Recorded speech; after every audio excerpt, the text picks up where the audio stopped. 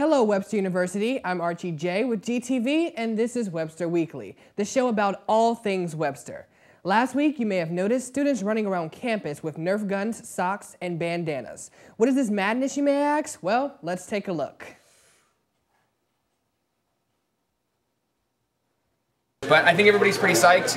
At last count, we have 231 registered players, which is one of the largest games that we've had at Webster. I do not know if it is the largest at this point, but it is one of the largest. So we're pretty psyched about that. And I guess that's what I got right now. Humans versus zombies is easily one of the 5 best things about Webster. The other 4, I'm not sure, I don't really care, but we have humans versus zombies. And for right now, that's enough for me. So what's it like in the hangout, waiting for the zombies to disappear? I'm not waiting for them to disappear. I'm really waiting for an escort. I know they're not going to disappear, and I feel like I kind of made an enemy with them. I tried doing some backstabby things to get favor, and since they didn't pull out, it kind of backfired. And we are in night 1 of HVZ. I hope I find my dad. Hello, Mom. We are you. We are the Orcs. Hey Dad, if you're watching, please come home. I haven't seen you in 10 years. Oh. It's a question every year, isn't it? I'm gonna try it out like last throughout the whole year, the whole game. So how long did you last again last year? The last couple of days. So it was not like bad, but I got sloppy at the end. Students in the School of Communications got a chance to meet their new dean at the SOC Social. If you still haven't met your new dean, pop in and say hi. We have a very special guest today, actress and Webster graduate Erin Marie Hogan. She's in town promoting her new film, Hold Your Breath, and GTV was able to snag an interview. We got lucky, guys. Let's check it out. Hi guys, I'm Colleen and I'm here with Erin Marie Hogan, who is in town to promote her movie, Hold Your Breath. Hi. So, tell us a little bit about your movie. Hold Your Breath is a paranormal thriller, and it kind of has some horror slasher aspects to it, but it's mostly about that old urban legend where you have to hold your breath when you drive past a graveyard, or else evil spirits will come out and possess you. That sounds very interesting. Can you tell us maybe a little bit about your character without giving too much away? Yeah, I play Natasha, and Natasha's kind of the hardcore girl of the group. We have kind of your typical characters that you always want to see die in a horror movie, and your typical characters that you don't want to die and everybody boos and leaves. So Natasha is the girlfriend of the male lead, and then we have our prissy girl who's played by Katrina Bowden from 30 Rock. And our other girl is played by Lisa Younger, who's kind of the hippie-ish, you know, feather wearing, I'm wearing feathers, but, you know, the feather in the hair and all of that. So, so yeah, she was a cool part. She was kind of written a little bit with me in mind, so she was a lot like me. That sounds really fun. Yeah.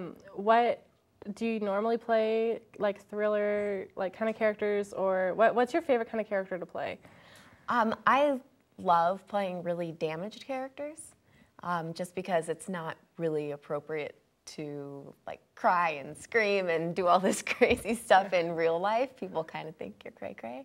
So I really like doing that.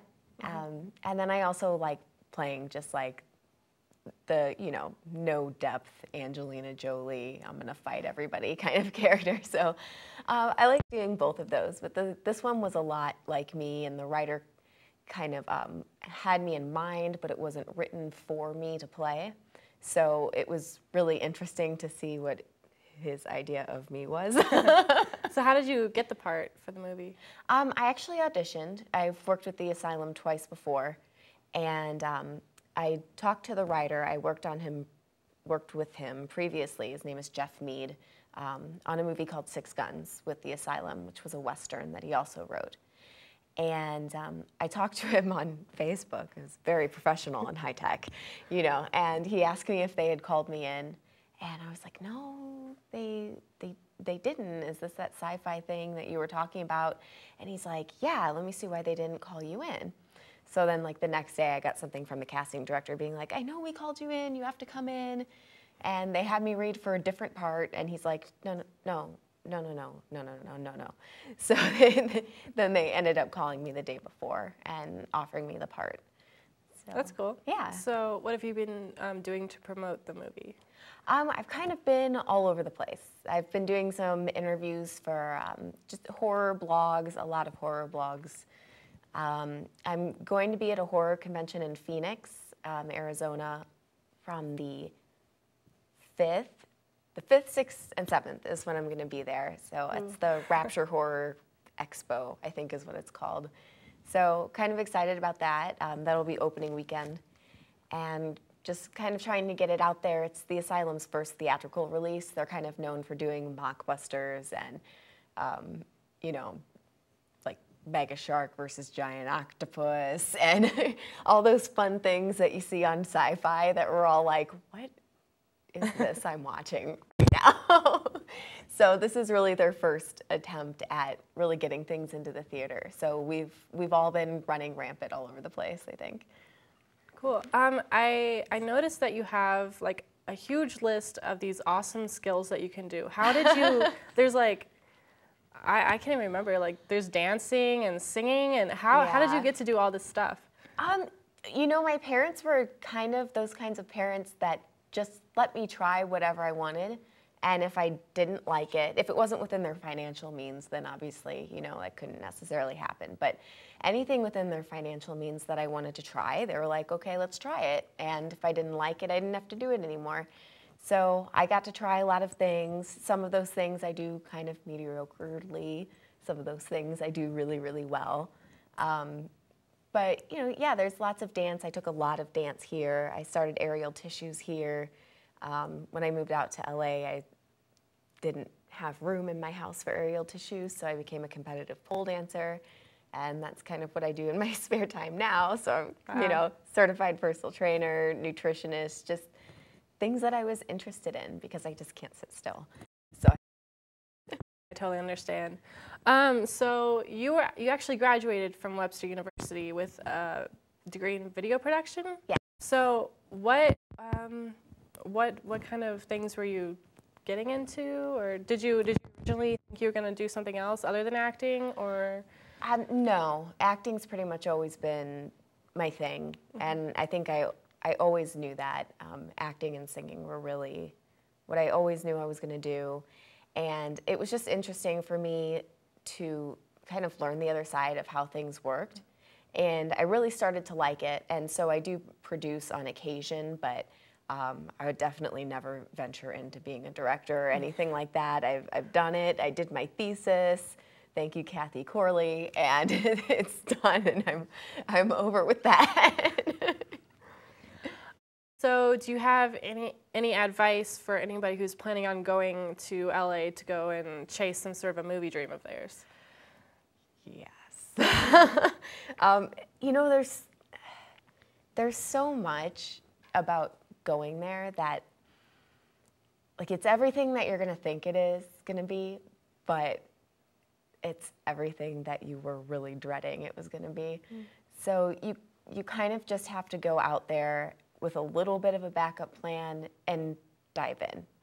If you have too much of a backup plan, you're going to rely on that. And I've seen too many of my friends just go out and have this big, huge backup plan, and then they just ended up going with that instead, which is a little sad, and it didn't have too much of a chance. But you can't just go out there blindly.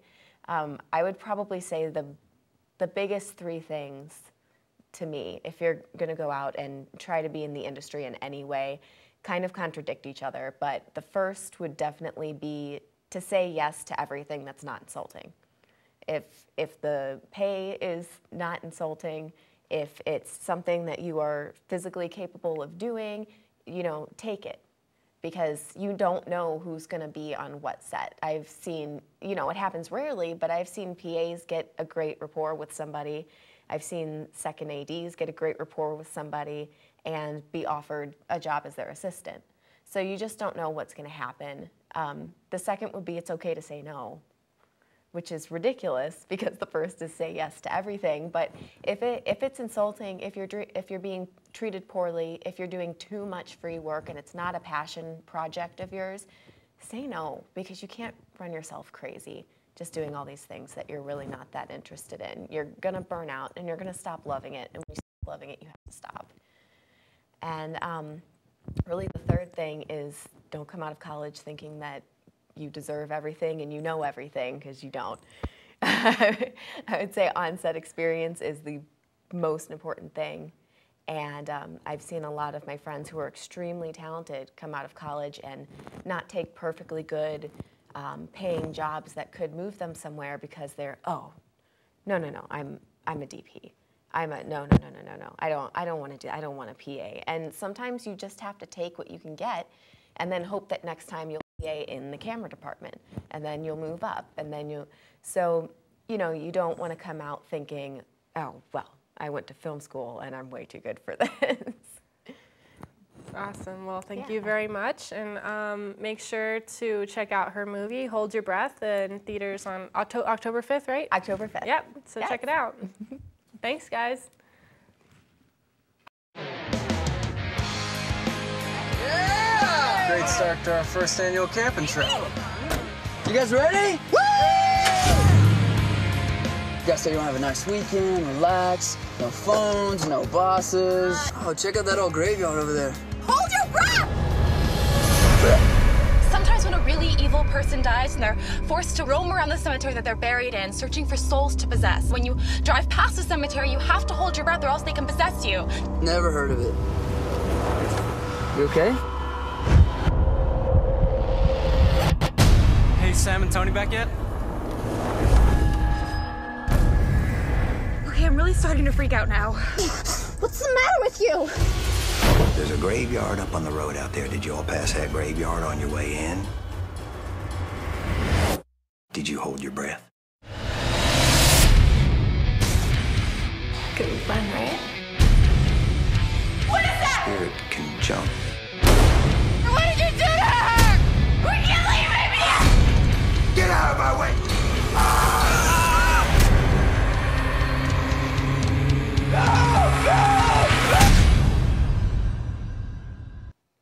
Wow, that movie looks spooky! Be sure to check out Hold Your Breath when it hits theaters on October 5th. The Webster Wellness Fair took place last week in the UC. Students got massages, blood typing, and even won cool prizes. See for yourself.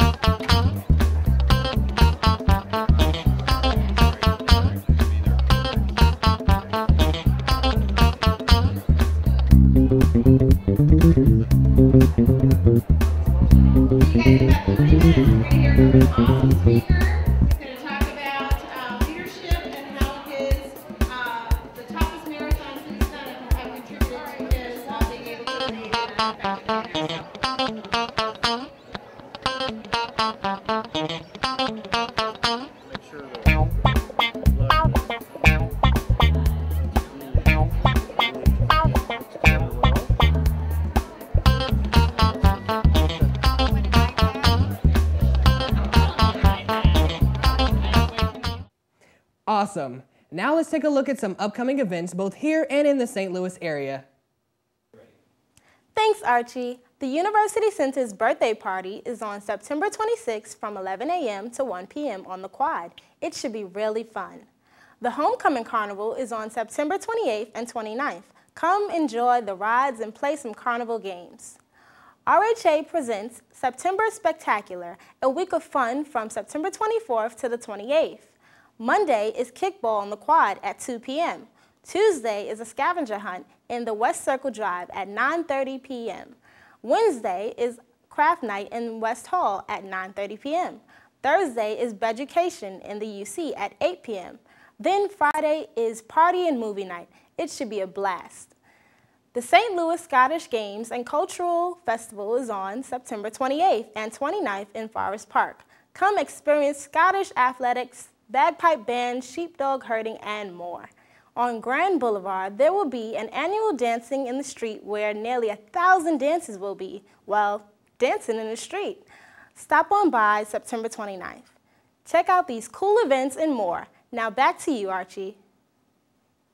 Thanks a lot. That's all for now. Be sure to tune in next time to Webster Weekly. I'm Archie J, signing off.